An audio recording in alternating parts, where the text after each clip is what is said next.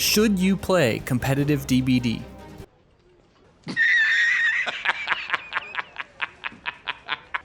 You serious? Okay, I'll be real with you. I originally wrote this video months ago just to make fun of Comp DBD, but after taking a dive down the rabbit hole, I have to admit that there are a lot of misconceptions that it gets unfairly criticized for.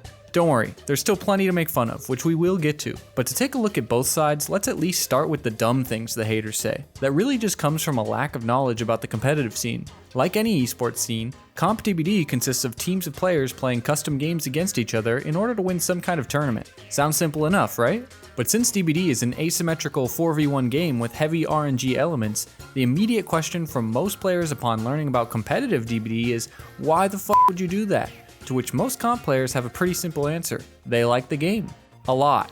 And optimizing and learning every part of it playing versus other people who really like DBD is the next step for them after they grow tired of the busted mechanics, bad matchmaking, and terrible teammates in public lobbies, things that I'm sure we've all experienced. So the most popular response to Comp DBD, that is laughing at the idea of it, or saying that there's no money in it, or calling it a waste of time, or for some reason claiming it doesn't exist, makes about as much sense as making fun of any other hobby. I play Comp DBD because I like DBD is, in my opinion, a good enough reason to not be mocked relentlessly, even if it is kind of funny since most DBD gameplay is such a shit show. Which leads to the next question people ask. How can you possibly make a 4v1 game competitive with how much RNG and busted crap there is in it? And the answer is just as simple. You can't, but also add a lot of extra rules. Banned perk list for every killer and survivor, banned perks for every survivor team versus specific killers, banned add-ons, items, specific map picks per killer, banned RNG actions, the list goes on. The goal of all of these bans is to make the game as skill focused as possible, by limiting RNG or things deemed way too strong for the amount of effort you put in. And honestly, they do a pretty good job here. If you're a main of, say, Doctor, and you could guarantee a decent map and no Calm Spirit players every time you queued up at only the cost of your Eerie add-ons, wouldn't you take it? Of course it's not perfect. For example, maps still have RNG within their tiles and gen spawns, but tournament organizers do try to get as close as possible to a fair game. This is a really big point that most haters don't understand. Competitive DBD might as well be a totally different game when compared to normal public lobby DBD, which I'll refer to as pubs for the rest of this video. So if you are trying to make fun of Comp DBD by saying, this game isn't meant to be competitive, comp players would probably just agree with you. They're well aware of how many overpowered perks, add-ons, and items there are, as well as how much RNG, especially map RNG, can factor into a win or loss in public games. I'll let them explain this massive rule set in their own words. With little to no restrictions, the amount of times the better team wins is decreased, the amount of RNG heavily increased, and skill expression decreased, all while significantly reducing the amount of fun playing the game. Side note, for a lot of players that last bit isn't true, but for comp players it definitely is. It's personal preference. But this brings us to the last common criticism, which can't really be mitigated because it comes from DBD's core design issues. The game's most efficient strategies are often considered the least skillful by a majority of the player base. On the survivor side, pre-dropping pallets while the rest of the team sits on generators. On the killer side, immediate tunneling and proxy camping of one survivor. Why would anyone want to watch this? Well, most don't, which is why the idea of Comp DBD is still pretty unpopular among the majority of the player base going into year 9. However, this isn't the full story for a few reasons, and competitive DBD has actually been growing much faster than in years past. The first reason for that is DBD League, which is the main league I'm going to reference since it's the most popular, has gotten much better with balance simplification, killer variety, marketing, and finally started trying to push players away from camping too hard by making the tie-breaking win condition tied to unique hooks. This way, if both teams do all 5 gens, and they have the same amount of hooks, the killer player that hooked 2 different people for 3 stages total would win over the player that hooked 1 person and camped them to death. The former of which usually makes for a better viewing experience. Compare a modern tournament with killers like Oni, Wesker, Plague, Ghostface, and more to the Spirit and Nurse snooze fests of old, and you'll instantly see how much better it is to watch. The second reason it's growing is that popular content creators like Otz, Hens, Otofu, and Spooky Loops have been showcasing competitive play in a much better way than comp players have. More on that later. But the third reason it's growing is something that's hard for most DBD players to understand on first watch. When both sides accept that these boring tactics are going to be used, the games stay interesting. Yes, it sucks getting tunneled out in solo queue. Yes, it's boring to proxy camp as killer in pubs. But when a full 4-man team knows and accepts that a tunnel out and camp will almost definitely happen, and comes together to prevent it instead of just complaining online, it's kind of fun to watch. Having a player pre-drop their first 5 pallets in a public match is boring to chase, but killers in comp have already planned for this and are setting up their dead zones, strategy, and build around it. If you have a lot of hours on killer, at some point you'll get annoyed at how easy the game can be with just a bit of tunneling and proxy camping, especially when you go out of your way to avoid it and the survivors teabag you anyway. Comp DBD doesn't have this problem. Lastly, and most importantly, even with these low skill strategies, there is a ton of skill in competitive DBD, from patience to communication to knowledge to mechanics, and to pretend it's all just camping, tunneling, and pre-dropping instantly signals that you've never actually watched any. I'll also use a common comp player argument here. If skill doesn't matter, why do the same teams always dominate over multiple tournaments? So truthfully, I agree with the original complaint. Optimal strategies are really boring to play with or against in public games where you either stomp a bunch of idiots or have so much less control over RNG. But in a tournament, it can definitely be more interesting to try it against a group of coordinated players who accept that it's part of the game, and it allows players to push themselves to the limit without having to worry about either side's made-up rulebook. So wait a minute, all of this just seems like a big misunderstanding. Why would so many people be annoyed at competitive DBD when they just innocently play custom games among themselves? Well, if you ask people in the comp community, they apparently have no idea. They're just happily minding their own business while insecure pub players attack them for no reason. But this in itself is the problem. After watching the comp community for a while now, a lot of their players and viewers are very much living inside a bubble. And when you're in a bubble, you don't understand how you look and sound from outside of it. First of all, the most outspoken people either in comp or associated with the comp community are all extremely annoying. If you go to DBD Twitter, which is kind of the only place Comp DBD exists outside of Discord, you'll instantly be able to tell a comp player from the incredibly smug aura of their tweets. They will often put down pub players, 99.9% of the player base, as bots and say they crutch on broken items and mechanics. They will call any complaint or loss in public matches a skill issue. They'll have non-stop drama within their own community, probably due to the fact that most of the people who actually have time for Comp DBD are teenagers. No, I didn't. Yeah, you're actually. This is why everybody. How DC right now is how hands-free clip. The easiest way to get every comp player to respond to your tweet is to post the most obvious bait ever of you sucking at the game, because they will absolutely eat it up. They literally can't help themselves. The comp community is looking for any reason to show off their thousands of hours of knowledge and skill in DBD, usually in a way that's meant to make you feel like a dumbass. They're wildly confused that people just like to play DBD for fun instead of trying to improve, putting down any perk or build that they think will interrupt this quest for maximum skill expression. I don't think it's a hot take to say that people don't really like when others are condescending, and the comp community really doesn't seem to know or care how often they come across this way. But hey, there are smug elitists in every hobby. What makes DBD different? The first issue is that truthfully, DBD is a pretty mechanically simple game. Yes, it has a massive skill ceiling, but most of this is from game knowledge and experience rather than being physically demanding. There are some difficult things you can do, but you can win 99% of your games without ever learning these. I'll be honest, I've sucked at multiplayer games most of my life. No matter what I did, my KD was usually barely over 1 when I used to play shooters. But in DBD, I can win most of my games with mostly just knowledge and experience, which is what drew me toward it in the first place. So when a bunch of players start talking about skill expression so often in a game where you can probably win most matches after like 500 hours if you have decent video game experience and don't follow the other side's rulebook,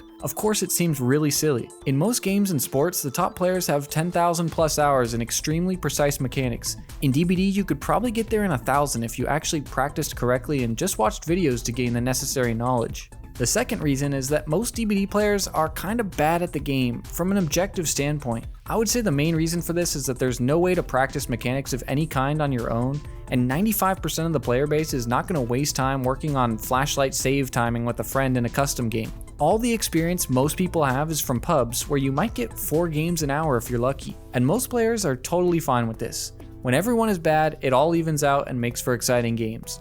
Unfortunately, the players that aren't fine with this are either the ones who are extra bad and will blame everything but themselves while demanding balance changes that would benefit them, or the players who have practiced DBD mechanics way too much and are now better than 99.9% of players, not realizing that there's a lot of reasons that almost no one else does this. I'll let you figure out which category comp players belong to. So I'll summarize the first issue with a metaphor.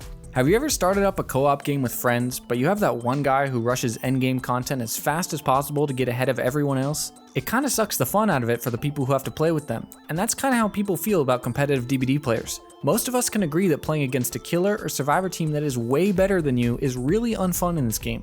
Is this fair to complain about? In my opinion, not really. Do I understand why people complain about it? Absolutely. But I think what really annoys most people about Comp DBD in particular is the fact that comp players seem to be unaware of how funny their bubble really is. Like, they made up a game mode with their own made up rules, and somehow that makes them better than everyone who just plays this game normally. Reminder, pubs is literally the only game mode in DBD with progression, rewards, achievements, and the only game mode that developers care about, as shown by them leaving tons of spectator bugs in custom games for months now. Everything you do in customs is just something you made up, just like every tournament win that you notch on your Twitch about page is made up by someone else. So even if you are technically right about your opinions on pub players, even if it technically is a skill issue that someone's complaining about, no one cares. What people do care about is results. Let me explain. Let's say you have a pub killer or a pub swift who brings the most disgusting, broken builds and wins every public game, and a comp killer or comp team that brings whatever and wins every public game. No one really cares about the fake skill of the former. They're both winning every game in the only game mode that the developers made. End of story. The players on the other side of those games got shit on equally. But I really think that bothers comp players because they're constantly talking about the ego of pub players who are crutching on things that comp players think are OP. This leads them to constantly respond to people who don't really care what the comp community thinks, and it always follows the logic of, if you lost, skill issue. If you won, you were using broken shit, and it's still a skill issue. The best example of this is when a comp player loses in pubs. Let's look at Momo7th, a player for the comp team Petroleum, after losing his 1,947 win streak with Blight in public games. Despite being understandably upset after having such a long streak broken, once the endgame chat starts, he immediately says, "Scrim?" Which to me might as well say, well, you beat me in the unbalanced luck-based game, now come prove it in a real game. To which one player hilariously responds, "Nah, I'm good." Comp players really don't understand how funny it is to challenge random pub players to scrims and 1v1s, but the truth is that no one really cares about how skilled you are in a balanced version of the game that you made up. And to accept this truth, that would mean admitting that you've spent thousands of hours obtaining skills that even the developers don't care about. But here, any comp player might be pulling the "they aren't a real comp player" card, similar to the no true Scotsman fallacy. The implication is that only the lower tier comp players go around stomping pubs and challenging randoms and annoying everyone on Twitter, and the top comp players would never do that. I'll let Nightlight, one of the best comp players in the scene, explain it himself. It is because of the low tier players from low tier teams just trying to have an ego from winning public matches, and they are bringing the sweatiest shit talking everyone. It's always the bad players from comp that talk the most. Right. You will never see any of us, for example, go in the pub game and like full on shit on someone.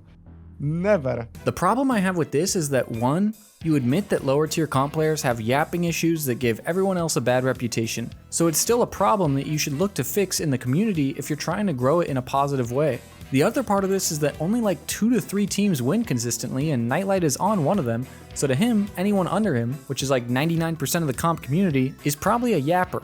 But 2, he implies that top players would never get ego from pubs like these lower tier players do. Okay, let's take a look at Team Eternal, which Nightlight plays for, doing a 4-man escape streak in public games. Now they played this really fair, no repeated perks and trying to get all 4 players out with some amazing games. But in came an ultra meta nurse to stomp on them, and you can hear how upset it makes him, presumably because it's someone egoing in pubs. I'm playing against Eternal, oh my god. King morons, bro. Guys, I'll get ego from pubs because I can make it. Why is Scale tilting? I 4K the Eternal lost my downers, look at me. Alright, fair enough. I mean, a meta nurse stomps like 99.99% of public lobbies. So, like Momo7th, they challenged the nurse to a DBD League rule set match, where the nurse still gets a respectable 2K with 9 hook stages against the best team in Comp DBD history, after which Nightlight deleted the VOD, which is always a funny move when you accuse others of having an ego. I've watched a good amount of comp players play public games now, and the general feeling I get is that a lot of them are terrified to lose to a random pub player, which if they really believe DBD was just a big RNG fest, they wouldn't even care about. Even in solo queue, where everyone knows you can lose to things completely out of your control, he gets mad at pub players egoing, nodding at the killer right here, but when the killer nods back... Bro, this guy just aimed into the fucking ground. Well, like, you have a guy DC on 5 gens. Why do you have an ego? Why do you have an ego? Unlucky. Why is he not me, bro? He is literally the worst fucking slinger player of all time. I'm playing with 3 fucking monkeys on my team. So yeah, I don't know if I buy the idea that it's only the lower tier comp players and pub players who have an ego. Back when the infamous 3-gen Skull Merchant match happened, you could tell Nightlight was taking it much more seriously than the troll merchant player CM99 was, even after they won. I mean, the dude backed out of his bet to go bald if X9 won the latest big tournament. That's pure frontrunner ego right there. And you know what's the funniest thing about both Momo and Eternal's pub game losses? They were both from other comp players stream sniping them. So it literally is just comp players egoing each other in pubs over nothing. Yeah, I can see why casual players don't think too highly of the competitive scene. Okay, but enough pseudo-psychoanalysis on the comp player ego. Let's talk about another reason a lot of people don't like Comp DBD. They worry that comp players' very optimal gameplay tactics, that is, tunneling, camping, and taking every advantage, are spreading to public matches as comp gets more popular. Say someone watches a tournament and notices how every killer immediately goes for the tunnel out as fast as possible. Is it not a reasonable expectation that they might take this energy to public games that they want to win in? If comp keeps growing like it is, more and more players will play like this in public lobbies. And like I said earlier, it's pretty clear that the public player base is just not prepared for this type of gameplay. You can try it out for yourself to see what I mean. But here I actually kind of take the side of the competitive players. It's not their fault for optimizing the game that they were given. Tunneling has been the best strategy for 8 years and counting. If people do it in public games, that's a developer problem for incentivizing it, not the competitive players. I tend to agree that a lot of players have an idea of what DBD should be that doesn't match up at all with what it is. And here, comp players have done a much better job of accepting what it is, at least its core design. Does that go as far as having filters for every map in the game to give yourself every possible advantage? No, I still think they're huge nerds for that. Now this links up to the final bit of why Nightlight thinks people don't like comp, so let's recap a bit. He says that low tier comp players both have an ego and run around stomping pubs. We both agree on that. This implies that high tier comp players don't have an ego in pubs, on which I disagree. But finally, he says that top comp players themselves are being accused of stomping pub games like this, which will always be vehemently denied by them. Right. You will Plus- never see any of us, for example, go in the pub game and like full on shit on someone. Never. But top comp players do stream pubs every once in a while, so let's take a look. Here's Nightlight obliterating 34 public lobbies with one of the best builds there is. And no, it's not enough to just win, he has to make sure they have no pub ego. Here's V1 crushing 44 lobbies in a row with a quad slowdown Wraith build. One of the top teams, Elysium, played a bunch of pubs with some of the most broken builds available, although I admit this didn't go like they planned. Here's Xeno, considered by many to be one of the best all-around players in competitive DBD right now, destroying a lobby with one of the best killers in the game and bleeding everyone out while throwing snowballs at them on day one of the winter event, while a chat filled with the comp community cheers him on, across multiple games. These players are all indisputably top comp players. Is it their right to do this? Sure, I guess, it's all within the confines of the game. Should they keep claiming they never do this? Bitch! Bitch! Yeah, bitch! Yeah, bitch! Yeah, bitch! Cry! Probably not. Again, comp players get very defensive at the prospect of losing in pubs and will often accuse anyone who beats them or even wins a chase against them of egoing in an unbalanced game or crutching on broken mechanics. And I'll throw them a bone. They're technically correct that they would win in a pure skill game. But to everyone looking in from the outside, this just reeks of insecurity. The public relations from the players on social media aren't much better. Ultimately, they are allowed to say whatever they want on personal accounts, but as someone who works in marketing, it does hurt a bit to see them consistently make polarizing, rude, or aggressive tweets that people will obviously associate with comp, whether that's fair or not. Watch any DBD League live stream or comp player chat and people will make the same jokes over and over about no skill, tunneling, camping, etc., all of which boil down to, this is what the average person would say watching this. Isn't that so funny? Turn on any comp player's stream for 5 minutes. I guarantee you will see jokes in the chat about True Talent or Zeb89, who they consider high ego pub players for lack of a better term. Mentioning these guys is the comp player's version of Nerf Pig, to be spammed at any moment for maximum hilarious impact. You could look at this two ways. One is that it's good to gatekeep and keep your community only full of people who take the time to actually understand it. Or two, that it's maybe better to be friendly and helpful to newcomers who justifiably don't see why someone would want to watch what looks like just camping, tunneling, and pre-dropping pallets. Honestly, I understand both, because you don't owe rude first-time chatters anything, but I do wish that at the very least tournament staff wouldn't actively encourage it and just ban them instead. If anything, recent videos and tournaments from big creators should prove that there is a ton of potential interest if comp is explained well enough to cynical first-time viewers. And let's be real, even comp enjoyers can admit that a lot of different parts of it are pretty boring. But just like the killers and survivors in DBD, the hate from pub players makes comp players defensive, which makes them hate on pub players, which makes pub players hate them, and the cycle continues. Of course, there are plenty of down-to-earth comp players who don't do all the stuff I just described, and you don't see their annoying posts because they aren't making them. Zaka and Dan from Team Eternal, the same team with Nightlight earlier, are very chill even in pubs. Laser, Ivan, Pedro, and Xyz are some more great players that don't cause trouble as far as I'm aware. Multiple comp players don't play pubs at all, just 1v1 ladder and scrims, although apparently the 1v1 ladder has its own whole drama, beef, and egoing going on as well, I don't know. They recognize that DBD is just a game, and they don't get combative when people don't understand why they would play it this way. But as with literally everything ever, the loudest parts of the community set the tone for how the world sees them, and they are unfortunately quite loud. So what's my opinion of competitive DBD? Well, I do watch the big tournaments and follow a few players, so I definitely find it interesting overall. But I still think the overall scene has a lot of growing and growing up to do if they want to be respected by the majority of players. I will say that despite playing a game that doesn't really resemble live service DBD at this point, comp players are a lot better than the average player in terms of general gameplay. In my opinion, if the comp scene wants to continue to grow, I think league and tournament organizers should heavily focus on a seamless and beginner-friendly viewing experience, which so far they have been improving. And I think the top level players should try to set a bit better example of not annoying everyone online and giving comp a bad rap, as well as condemning lower tier players who try to do the same thing. Whether you play comp or not, or even if you've never heard of it before, I hope you felt this was a fair look at the scene and gave you some better understanding of why there's so much arguing about it. For what it's worth, all personal DMs, messages, and chats I've had with comp players were very helpful and friendly. And if you're looking to get into the community with an open mind, they will be more than welcoming. If you're just looking to watch comp, I recommend you check out Comp DBD's YouTube channel, which features the best games, tutorials, and highlights from the top players.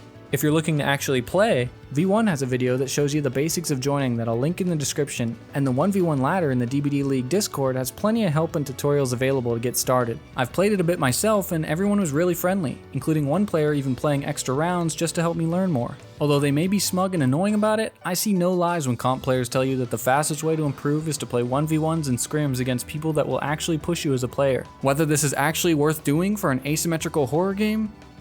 That's still up for debate. And unapologetic comp haters should be aware that comp is growing rapidly on YouTube, Twitch, and Discord, as well as having behavior devs donating Eerie shards to the latest DBD League prize pool in big tournaments. After 8 years of DBD, people are looking for more ways to play, and to lose out on all the fun potential just to keep stubbornly hating seems like a waste of time to me. As with most arguments, both pub players and comp players could definitely do more to understand the other's point of view, instead of just spamming insults at each other over Twitter. But I mean, come on, that's no fun at all.